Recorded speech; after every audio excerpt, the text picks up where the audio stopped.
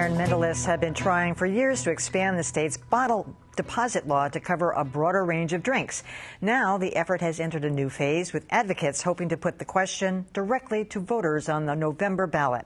But what effect do deposit laws have on the environment? Here to bring a scientific eye to the debate is WGBH News science editor Heather Goldstone. Welcome back, Heather. Good to be here. So this has been going on and on. Talk about protracted, but remind us again about why we need this bill updated. So the original bill was passed in 1983, so it's been a while. And at that point, basically, the drinks that were on the market in these disposable containers were mostly beer and soda. So what's covered under the Massachusetts law is beer, malt beverages, soda, and carbonated water, sparkling water. That means that all the non-carbonated beverages that in recent years have grown to be almost a third of the market, the juices, sports drinks, iced tea, plain water, none of that actually has a deposit on it. It's not, you can't turn it in and redeem it for that deposit. And the argument is that that means they're not getting recycled as much. And in fact, there are a number of studies that show that recycling rates for those non-deposit containers are far lower. If you look in public trash cans or in litter cleanups, they make up almost 60% of the trash or the litter when they're only 30%. And hard liquor bottles, too. That's too. Yeah. All right, so what's the argument against it?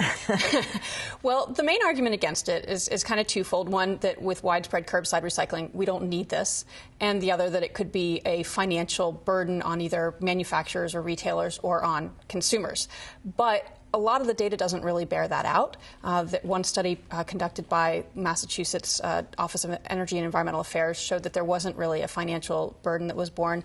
And in fact, a 2011 survey in Massachusetts showed that almost 90% of Massachusetts residents are supportive of the bottle bill. They're aware of the program. They support it, and 77% would support expanding it. What about the retailers?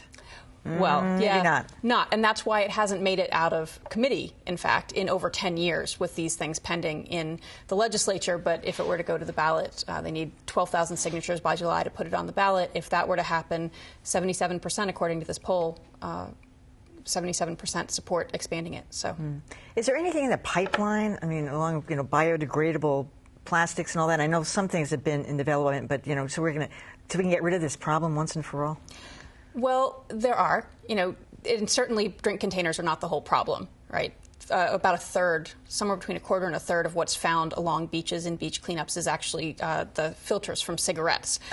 So there's the whole wealth of plastic trash and litter that we have to deal with, and that's where this idea of could we just create plastic that's biodegradable and get rid of the whole problem.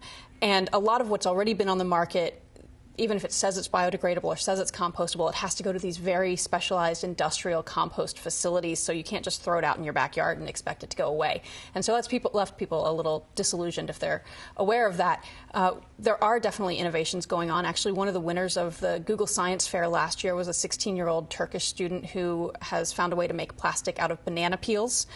There's a New York based company that's actually, as you can see, I think we have a video, using fungus. They put fungus and plant material that the fungus eats into molds, and what comes out is essentially a styrofoam replacement that is naturally produced and biodegradable, can be used for packing or insulation, that kind of thing.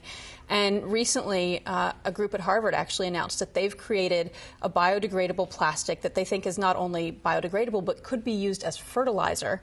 It's made from a variety of chitin, which is a material found in shrimp or lobster shells, also in insects' exoskeletons. It turns out that chitin is the second most abundant organic material on the planet, and they've found a way. They found a way to, basically using traditional plastic manufacturing techniques, the same kind of injection molding and that sort of thing, make these 3D shapes, cups, bottles that then become completely biodegradable.